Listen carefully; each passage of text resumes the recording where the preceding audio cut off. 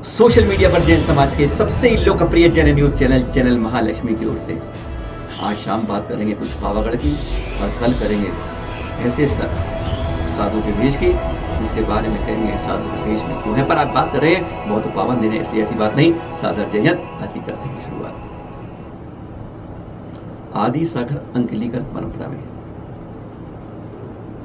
आचार्य श्री सुवेदी सागर शिष्य मुंशी सुबंध सागर जी 4 दिन में यानी 96 घंटे के अंदर 3 बार अंतराय कर रहे लगातार विहार, क्यों नहीं हो पा रहा आहार। बस आज सवाल लेकर है।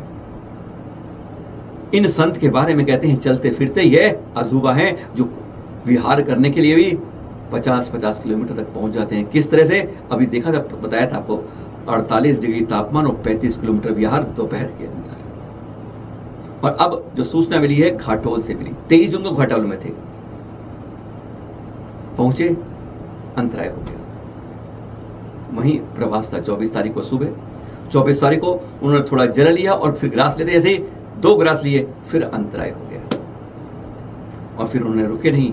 शाम को उन्होंने विहार कर लिया। 10 किलोमीटर बढ़ गए पिडौली के लिए और फिर रात्रि विश्राम के बाद सुबह चल दिए सेनावास के लिए, यानी फिर सुबह 5 किलोमीटर विहार। सेनावास तक की दूरी पडौली से 5 किलोमीटर थी और फिर आहार के लिए जाना था इन्हें चंदू का कड़ा, वह 6 किलोमीटर है। फिर 6 किलोमीटर और गए सुबह 25 तारीख को। जैसे वहां पहुंचे तो बहुत तेज बारिश थी। मंदिर के आगे बरसात का पानी लबालब भरा था, मंदिर में प्रवेश नहीं किया, यानी अब आहार के लिए आगे बढ़ना पड़ेगा।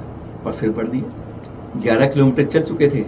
अब चंदू का कड़ा से 10 किलोमीटर और चल के भीमपुरा पहुंचे, यानी 21 किलोमीटर के विहार के बाद तब जाके आहार हुआ। यानी बांसवाड़ा जिला से बढ़ते बढ़ते अब भीमपुरा के अंदर से डूंगरपुर में प्रवेश किया सरोदा के लिए और फिर अगले दिन सरोदा में भी अंतराय हो गया। यानी 96 घंटे में लगातार 3 बार अंतराय में, बीच में सिर्फ 1 बार आहार हुआ और लगातार विहार चल रहा है, रुकते नहीं है। यही तो है खास बात मुनिषी सुबंध सागर जी की। चलते फिरते अजूबे हैं, कहीं कुछ नहीं। बारिश हो जाती है तो कहते हैं 2-2, 3-3 दिन तक आहार नहीं करते हैं, बाहर नहीं निकलते, जहाँ ठहरे वहीं रुक जाते हैं, नहीं निकलना। और अगर आहार के दौरान कोई आपने फल सुधार दिया, सब्जी सुधार दी, समझ लिया तब अंतराय हो जाता है। ऐसा देखते हैं। पड़गाहन बिल्कुल सरल है, लेकिन कहते हैं विधि मिलने के लिए ही 25-25 किलोमीटर जाते हैं और तो फिर वापस आते हैं तो दूरी 50 किलोमीटर बन जाती है। चलते फिरते अजूबे हैं। चतुर्मास अभी करेंगे और चतुर्मास के लिए खर्च समाज का कोई नहीं करेंगे। बैनर नहीं, पब्लिसिटी नहीं, माइक नहीं, साइक नहीं, कुछ नहीं, कोई तामझाम नहीं, कोई बुकलेट नहीं, कोई प्रचार नहीं, कुछ नहीं, कोई पीछे बैकड्रॉप नहीं, कहीं कहीं घोषणा नहीं, कुछ नहीं। अपनी चर्या में उसी तरह रहते हैं। कहते हैं ऐसे संतों को देखकर बारंबार लोग नमन करते। पंजाब के पठानकोट से यह पर्ची मिली है, सोशल मीडिया पे वायरल हो रही है कि आरिका आनंदमती माता जी का एक बार फिर 3 दिन से उपवास चल रहा है, क्योंकि शूद्र जल का त्यागी नहीं मिल रहा है। पंजाब में ये बहुत बड़ी शिकायत रहती है। और इन्हीं माता जी के साथ अभी लुधियाना में ना, जब 31 मार्च के आसपास 1 अप्रैल तक लगातार 3 दिन, तब भी आहार नहीं हुआ था। दृश्य देख रहे हैं आप, उस समय लुधियाना के दिखा रहे हैं आपको आनंदमती माता जी के। फोटो नहीं, कोई प्रचार नहीं, कोई नहीं कहती है मुझे तो बस वो त्यागी चाहिए जो कुएं के जल का चाहिए और रात्रि त्याग भोजन उसका और अभक्ष्य का त्याग रहे, ऐसे से मैं आहार लेती हूँ। अपना यह संकल्प है। ऐसा पंजाब में नहीं मिल पाता है। तो पिछली बार ग्लोबल महासभा ने उदयपुर से भेजा था और इस बार फिर अब इंतजार हो रहा है। पोस्ट वायरल कर दी गई है। पिछले 3 दिन से आनंदमती माता जी आरिका जी का आहार नहीं हुआ है, केवल शूद्र जल के त्यागी की पहचान के लिए कि वह आए और फिर एक बार आहार दे कोई उनको उसके द्वारा। नहीं तो वह कहती है मैं उपवास कर लूंगी लेकिन मैं और किसी से आहार नहीं लूंगी। ऐसी चर्या वाले होते हैं दिगंबरों के अंदर संत, चाहे साधु हो चाहे साध्वी हो।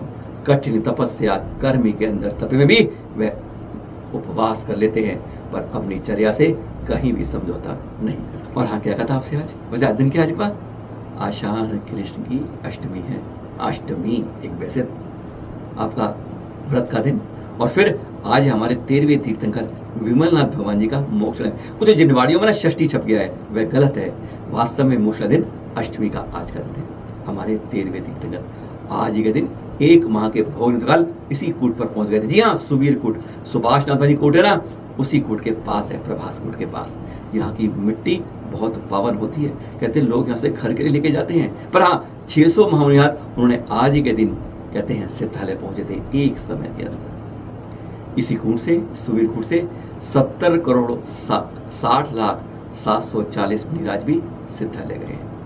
और इसकी जब निर्मल भावों से वंदना करते हैं ना, तो 1 करोड़ प्रोषद उपवास का फल मिलता है। ऐसी पावन कूट और ऐसा पावन दिन याद रखिए। मोक्ष करने के दिन में, कल्याण के दिन के अंदर निर्वाण लाडू चढ़ाइए और साथ में पूजा प्रसाद जो हमारे साथ किसी सहयोग के मांगते हैं उनके अंदर, औरों के अंदर भी आप लाडू बांटिए, वितरित कीजिए। उन्हें पूछे क्यों बांट रहे हो, तो बता पाओगे आज जैन धर्म के 13वें तीर्थंकर विमलनाथ जी भगवान जी का मोक्ष कल्याणक है। प्रभावना करने का, पहचान करने का, यादगार करने का, भक्ति करने का कुछ यही तरीका अपनाएं। भक्ति के साथ कल्याणकों को हमेशा याद रखें। फिर मिलेंगे ऐसी कठोर तपस्या के संतों के साथ कुछ नहीं चलेगा के बाद, पर आज करेंगे शाम को पावागढ़ की बात। हकीकत में वहाँ पर फिर तीर्थ को बदलने की कोशिशें होंगी। सादर जय हिंद।